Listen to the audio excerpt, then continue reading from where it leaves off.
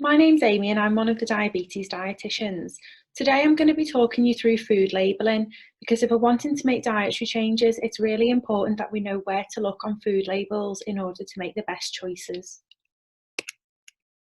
This video focuses on nutritional claims and how to read front of pack information, but please watch our second video for more in-depth label reading using the back of pack information.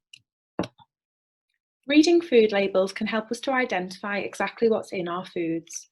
So the nutrients in there, so for example, the amount of fat, calories, salt. It can also allow us to make comparisons between different products to make the best choice. You'll find information on the front of your food packaging, so this will be the traffic light system and tells you what's in a portion. You will also find information on the back or the side of the product, which will normally be the per 100 grams nutritional information. When we first look at packaging, we'll normally notice the claims that are being made first. For example, low fat, no added sugar and salt, high fibre. In order for a product to claim that it is high or low in a particular nutrient, this has to meet a certain threshold per 100 grams and therefore has to be true. If a product states that there's no added sugar and salt, this also has to be true, and it means that no extras have been added and the only sugar and salt contained is what's there naturally. You may also see other claims that relate to the health benefits of a certain product. For example, this one states that it aids the function of the immune system, and this one states that it's good for your gut health. Now, these claims being made have to be based on science, and they have to be accompanied by an approved claim. So for example, this one is accompanied by this claim on the back.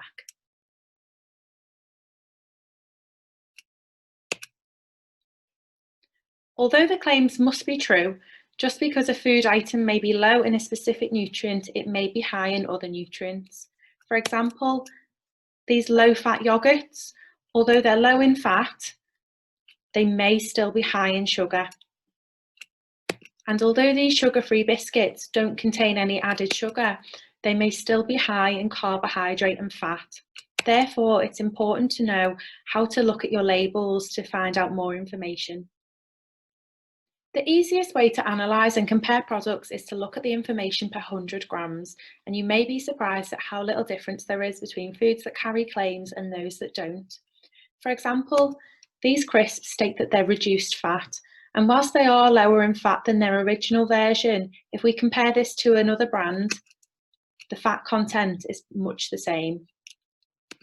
And if we look at these yogurts, they state that there is no added sugar. And whilst this is true, there is still some sugar contained from fruit and milk that are there naturally.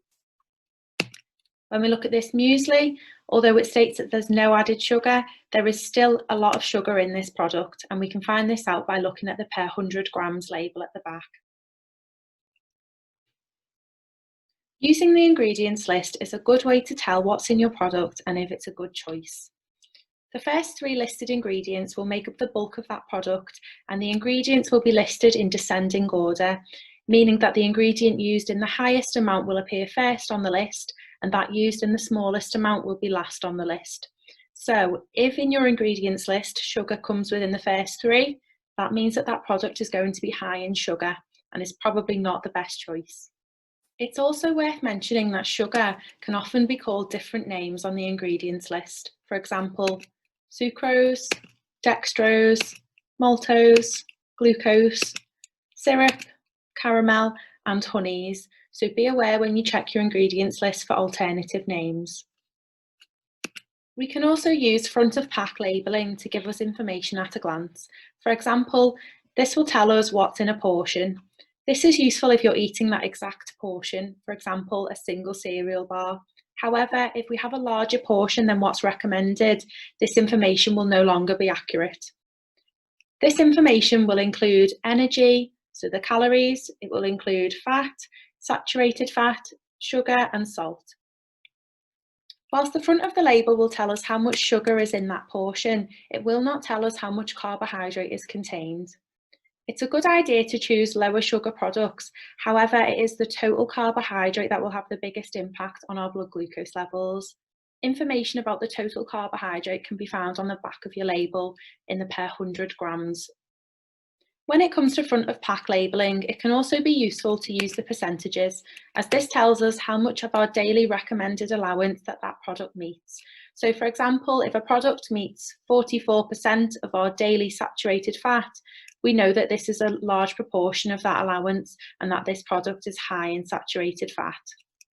A lot of our products will use the traffic light labelling system, in which nutrients listed in red will be high in that nutrient. If they're amber, that means that they're medium, and if they're green, then they're low in that particular nutrient. Using the front of pack information and traffic light system can help us make better choices. However, it doesn't always allow for a fair comparison to be made if the portion size differs. And this is when using per 100 grams can come in handy. And in the second part of this video, we'll be looking at this in more detail.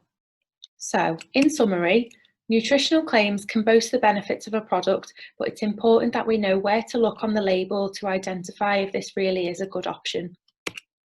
The front of pack information can be useful if we're eating a suggested serving size. However, if our portion size varies from this, then this information becomes inaccurate. When we're using the traffic light system, we should be choosing foods that have more green and ambers rather than reds on the label. The ingredients list can also be useful for helping us to decide if a product is a good choice. However, using the per 100 grams label will give us the most information, and it'll allow us to identify if foods are truly high or low in particular nutrients, and it will allow us to compare products fairly.